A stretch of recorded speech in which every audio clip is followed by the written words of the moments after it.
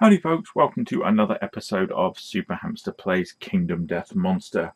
As ever, do me a favour, hit the thumbs up button on this video, and if you're new to the channel, don't forget to subscribe as well.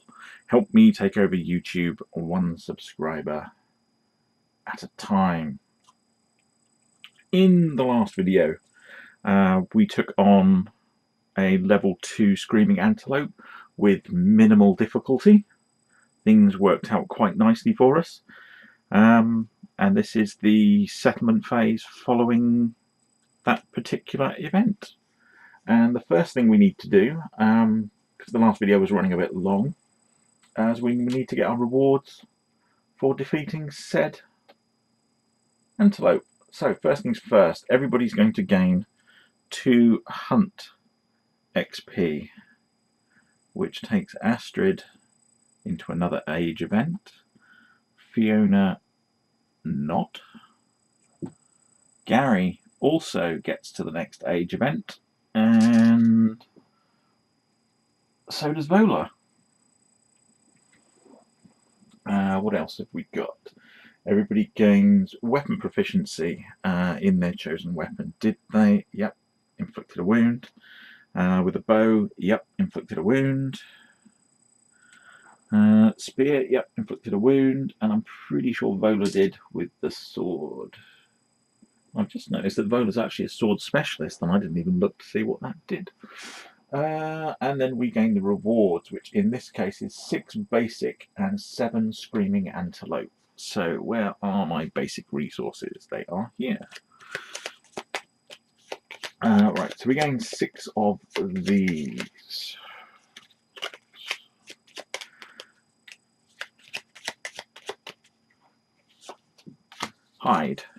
Hide, something, lantern, hide.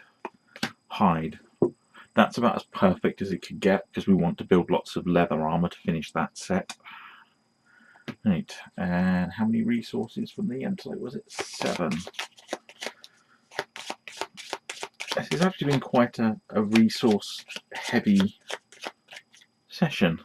Right, so we get 1, 2, 3, 4, 5, 6, 7. Nothing. Large flat tooth, what do you say? When you gain this, a survivor of your choice gains 1 insanity. Insane. I want to get Vola's insanity up, because she's just a little too normal, and she's kind of too valuable to lose. So let's get her up to 2. Right. Now we can get on with the settlement phase. Step 1, setup, which, as you can see, I've already done. Step 2, survivors return. Heal any returning survivors. I think there was only one of us that actually took a wound. Yeah, Gary took a minor wound to the arm. Remove tokens. Do not remove gear. So we'll get rid of all of these evasion tokens. Be gone, evasion tokens. You are not welcome here. Evasion. Right. Oh, that was stage 2. Move on. Stage 3, gain endeavours. There are our endeavours. We have 4 of them. Stage 4, update the timeline. Draw a settlement event, resolve it. Trigger story and settlement events on the timeline this year. So let's do that.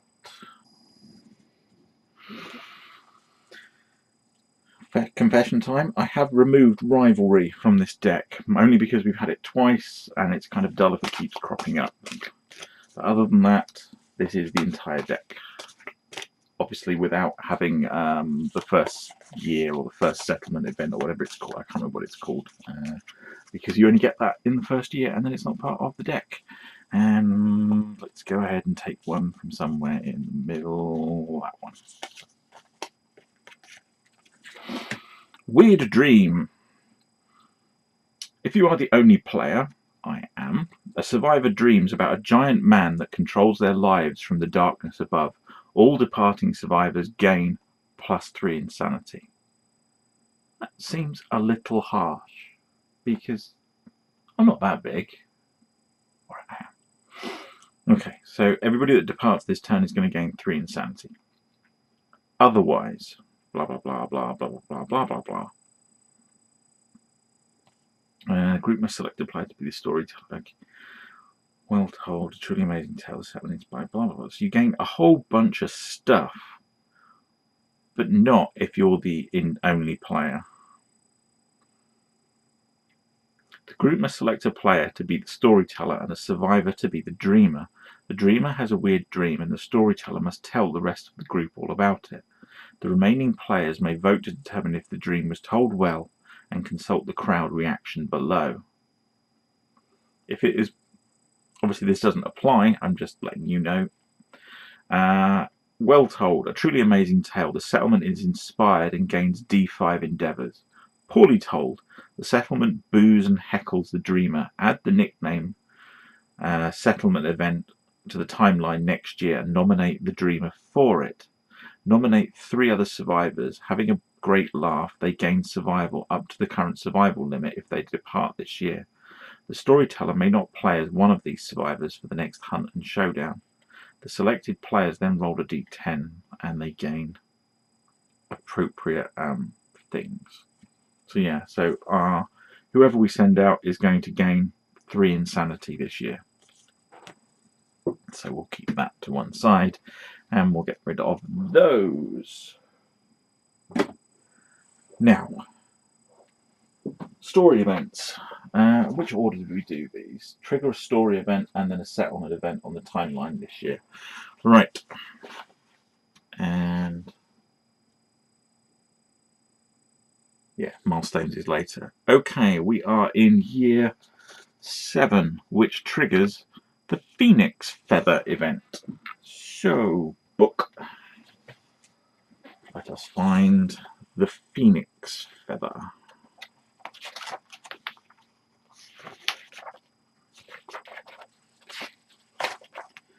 The Phoenix Feather. All hail the great feather. Ooh. A fallen feather fills the settlement with dread. The skies bubble and murmur as the dark presence tears through the atmosphere like a negative lightning bolt, sucking the air and energy from all who gaze upon it.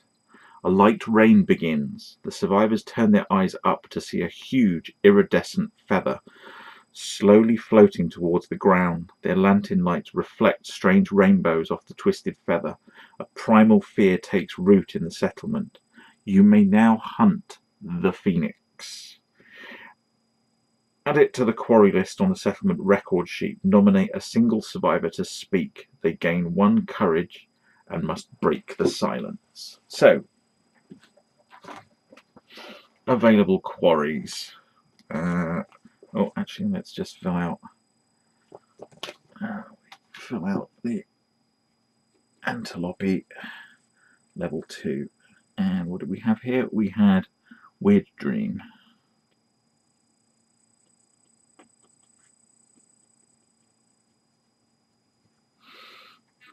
And we can now face the Phoenix.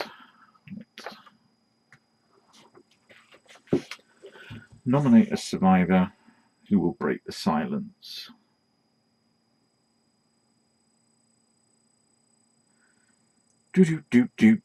Bad things happen. Good things happen.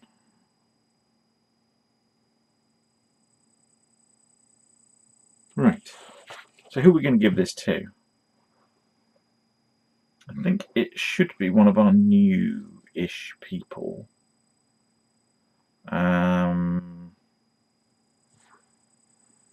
Where's the sheets gone?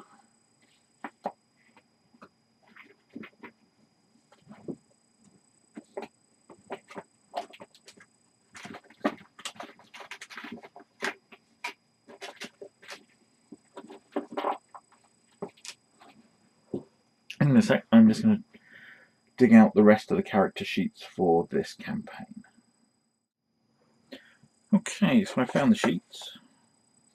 Heinrich is the person I nominate. They gain 1 courage.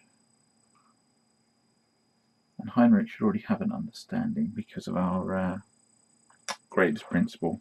And he was new last time, so that must have got missed. And then he rolls a d10 to break the silence. 9. The survivor explains that the fallen feather is the most beautiful and dangerous thing they have ever laid eyes on. Each colour runs perfectly into the other, and gazing upon it imparts a strange sense of longing. They are convinced that there has never been something so perfect in the world. The survivor greedily hides the feather from the others. They gain the crazed fighting art, the hoarder disorder, and gain +1 courage from snatching the feather. All returning survivors gain 1 insanity. So he gains fighting art crazed. Let's have a look and see what that does. And the fighting, the disorder hoarder. And then all of the returning survivors gain 2 insanity. So Astrid is up to 5.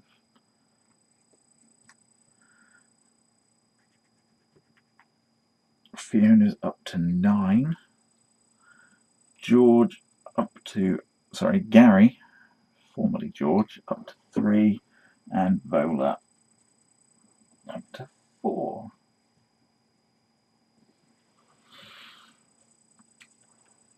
And let's find the disorders. Right. That has happened to be on my handy sheet back here. Crazed. On a perfect hit, gain 1 insanity. Okay. And what was the hoarder disorder? Hoarder. Whenever you are a returning survivor, archive 1 resource gained from the last showdown and gain 1 courage. So he likes to steal things, does he? Right. Okay. Well, that's the phoenix feather. So now we can go hunting phoenix.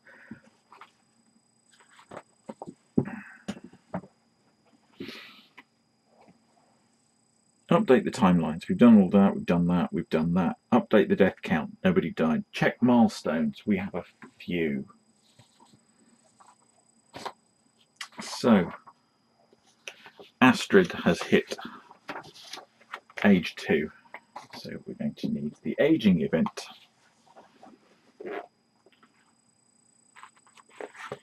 Age.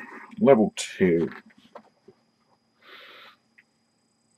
Improved reflexes. The year sharpens your reflexes. Roll on the table below. 2d10. Astrid. 12. Gain a permanent strength. So she's now at +2 strength. Fiona triggered the courage event. Let's have a look at courage. Oh, she's now bold, isn't she?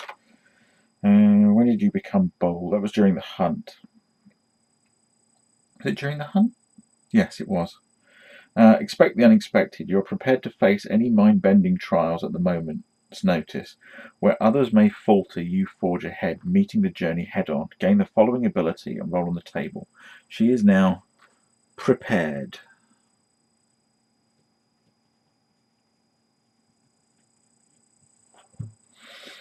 When rolling to determine a straggler, add your hunt experience to your roll, so she's less likely to get lost. And roll a d10. Roll again. 6. +1 understanding.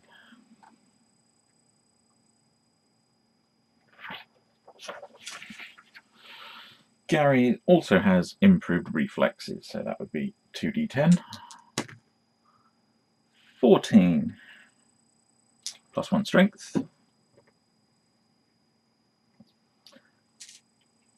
And let's see, he's had that one and that one. And he's also gained courage. So we need to roll one of his roll. I'm going to assume his was during the settlement phase. So he gains Stalwart. Oh. ahead and roll a d10. 10. +1 permanent speed. So he gets an extra attack. Ooh. Yeah, so that's that. That's that. He's had bold. He's done the aging thing. She must have aged once. That's how she got her accuracy. She has aged twice. And hasn't triggered any of those yet. And Roller has definitely triggered one. And has she courage? She's got understanding 1, that's fine. But she has also triggered event 2, so 2d10. 7, 7, 14. Also +1 strength. Everybody's aging and getting stronger.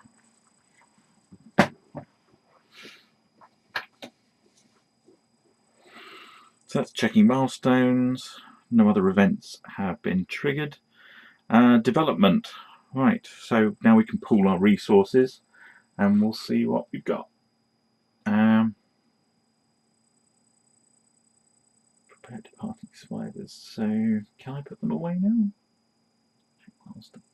I'm not sure, but I'm going to move this stuff around. I'm going to move the survivors up the top because I think we're done with them, and we're going to pool our resources down here and work out what we've got.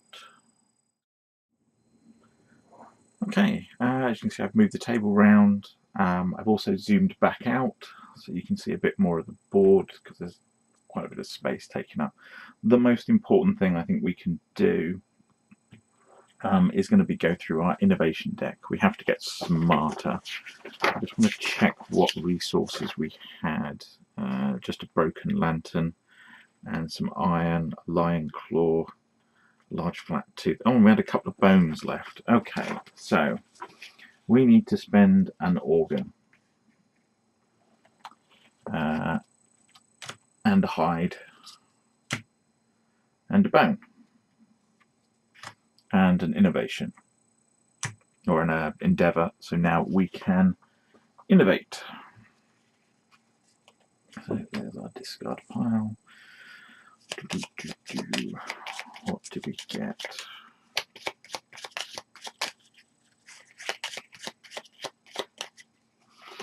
Because of symposium we get 4, so we have sculpture, we have bed, we have family, we have nightmare training.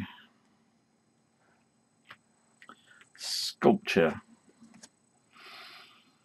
You create inspiration. This endeavors that you can do. You can create an inspirational statue, skip the next hunt and lose a fighting art. Record this fighting art on the settlement record sheet. A settlement can only have 1 inspirational statue. You cannot make another. Secret fighting arts are not fighting arts.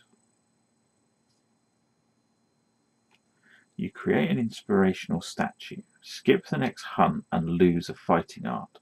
Record this fighting art on the settlement record sheet. A settlement can only have 1 inspirational statue. You cannot make another. Okay, I'm not sure why you would do that. You study the inspirational statue, roll a d10. On a 6+, gain the recording for... Oh, okay. So the person that makes it would lose it, but then there is a chance that everybody else can try and learn it. Okay. And what are the sculpture consequences?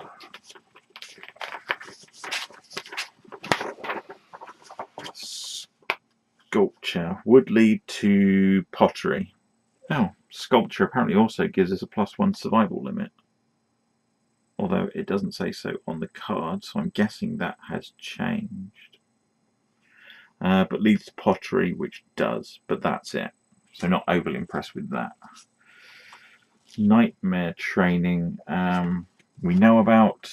You can go off and train. It costs you 3 survival. You roll a d10. There's a chance you'll die unless you can spend another survival.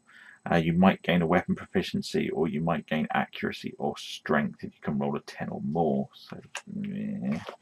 And what does that lead to? Nightmare training doesn't lead to anything. the concept of family. Departing survivors gain 1 survival. Survivors nominated for intimacy may give themselves a surname. A newborn survivor inherits the surname of one of their parents. They also gain their weapon type and half their weapon proficiency levels. Add the family consequence, which would be the clan of death. All newborn survivors gain 1 accuracy, 1 strength, and 1 evasion. Useful. But bed. Survival limit +1. More important. Rest. 1 to 3 nightmares gain an insanity. 4 or more. You cannot endeavour again in the settlement phase. Skip the next hunt. You may remove one of the following: a broken arm, a broken hip, a broken rib, or ruptured muscles. We're going to learn to build beds.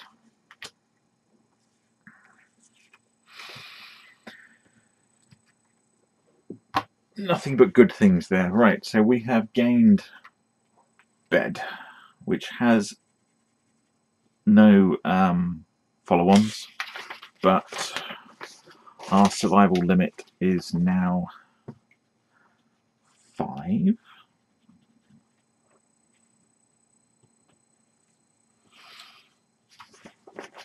And we'll add that to our innovations.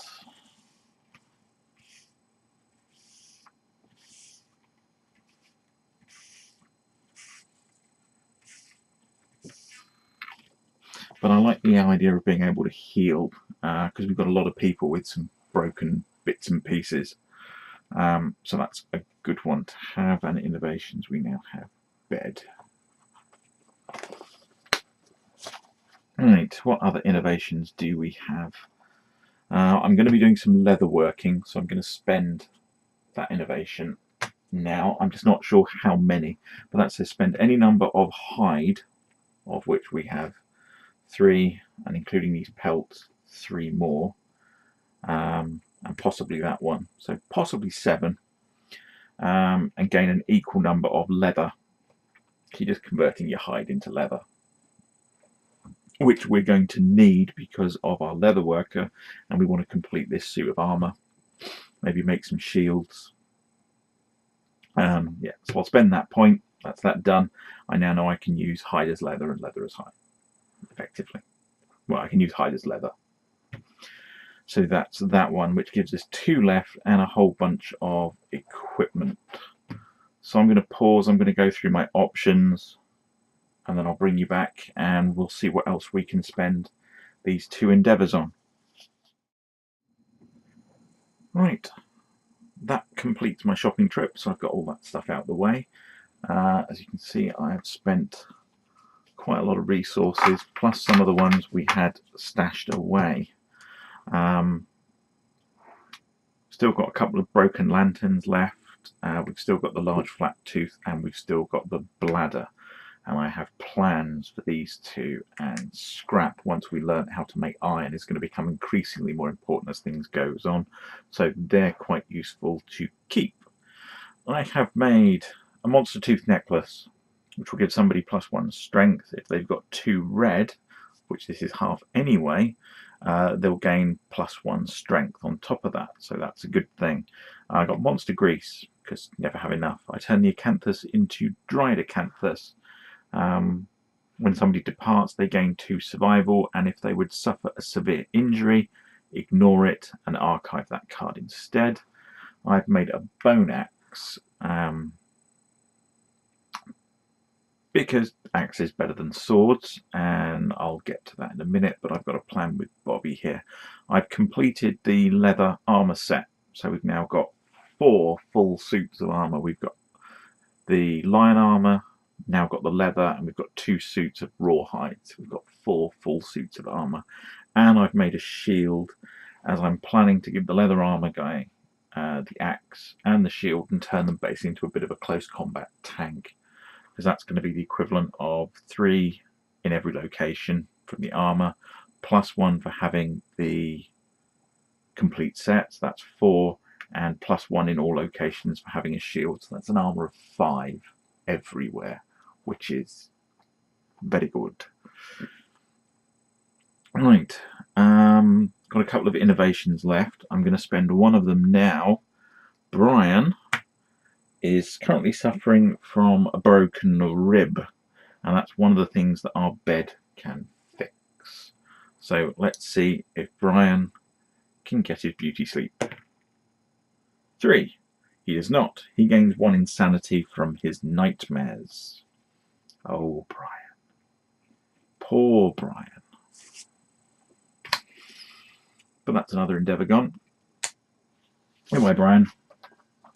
Which leaves us with Rick, who I'm kind of hoping, because we gave him the axe proficiency before, he doesn't have any ongoing effects. He has had some PTS, post-traumatic stress, twice, which is why we don't tend to use him a lot. But he's got +1 accuracy. He hasn't hit any of his milestones yet, so he's only going to get better. And he's the guy I'm thinking of turning into a bit of an axe-wielding monster with the bonus strength and everything. Nightmare tick. If he eats it on a 1 or a 3, he will die. But he's still quite low level, so it's not a huge loss, it's just a loss. On a 4 or 5, nothing happens. But if I can roll a 6 or more, 50% chance, he'll gain a permanent +1 evasion. And if I'm going to turn him into a close combat tank, he's going to want all the evasion I can give him. So that's the plan. Can I roll a 6 or more? Yes, I can. So he eats the tick. Good, my tick. He gains +1 permanent evasion. And that will be all of our development, and we've got 1 endeavour left. And I am going to attempt... Where is it? Where is it? An augury roll. The survivor endeavours to glean the meaning of existence. Roll a d6, add 1 if your roll result, if your understanding is 3 or higher. On a 1 to 3, lose a resource, gain an understanding. 4 to 7, gain a survival. If I can get an 8 or more, we can get ourselves a new baby. So, I need to find somebody intelligent to send out for that.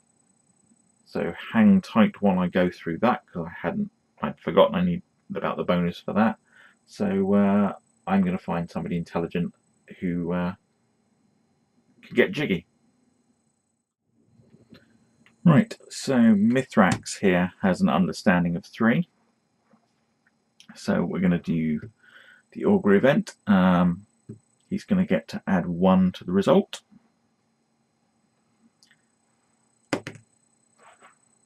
Now I can't keep the die on the table. Nope. Lose 1 resource from the settlement and gain 1 understanding. So I've got up to understanding 4. And I think we've got some more bone kicking around.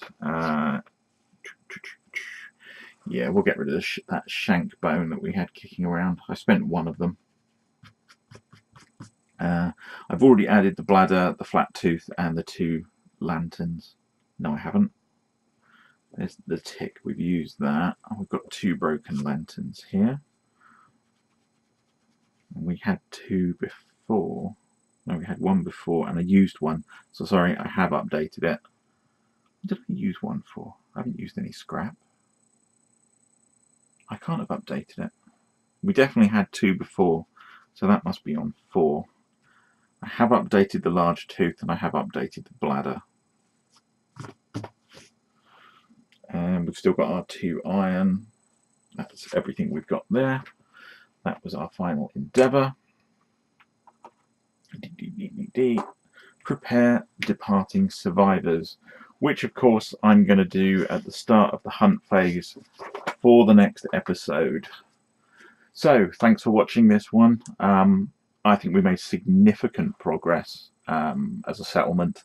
I think we're going to have, with the full armour suits in particular, and now some of these complementary bits and pieces like the axe with the +1 strength, with +1 to hit, and the shield and all the armour and things, we're going to start falling into different, fairly definite roles. So we've got the Qatar character with the lion armour, so she can pounce in, hit pretty hard, pretty often, And in the near future, I've got something planned for this bladder. There's a special kind of paint you can make that basically allows you to attack with 2 weapons. And as those are paired, they would actually give her effectively 8 attacks per turn, which is huge.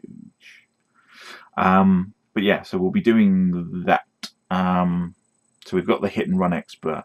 We're going to have our archer. We're always going to need somebody with range.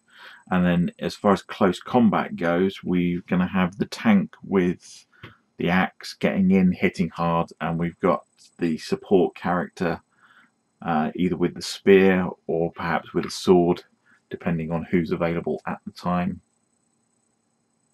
But there we go. Thanks for watching this one. Give me a +1. Give me a thumbs up if you've enjoyed it and you're enjoying the series. Don't forget to check out the next ones. And of course, subscribe to the channel so you don't miss them. Next video, we're back to a modelling one. Having just had the phoenix feather fall from glory, we've got to put the phoenix together, and the phoenix is a big model. So that might even take me 2 episodes. If it does, I'm not sure whether I'll bring them both out on the same day in 2 parts, or whether I'll do that as 2 separate episodes. But yes, certainly the next episode is most definitely going to be putting the phoenix together. And then we'll take it from there. Honestly, at this point, I don't know whether we're ready to take on the phoenix, or whether we want to gather more resources. I don't think we need to build more weapons at this point, as far as what we can actually make. But I do think we need to start developing the the weapon crafter to get access to some of their weapons, and the stone circle to start getting some of theirs. These flat tooth, of which we now have 2, make an alternative set of guitars, big knuckle duster things, and they hit really hard, especially when you combine it with the bladder. But we are going to start looking at weapons rather than armor now, I think, with the rawhide going. So everybody's starting to get a bit armored up. Maybe we'll make a few more shields, help the people with the rawhide get a bit beefier. But yeah, we'll do that going forward. Thanks for watching. I'll catch you in the next episode. Bye for now.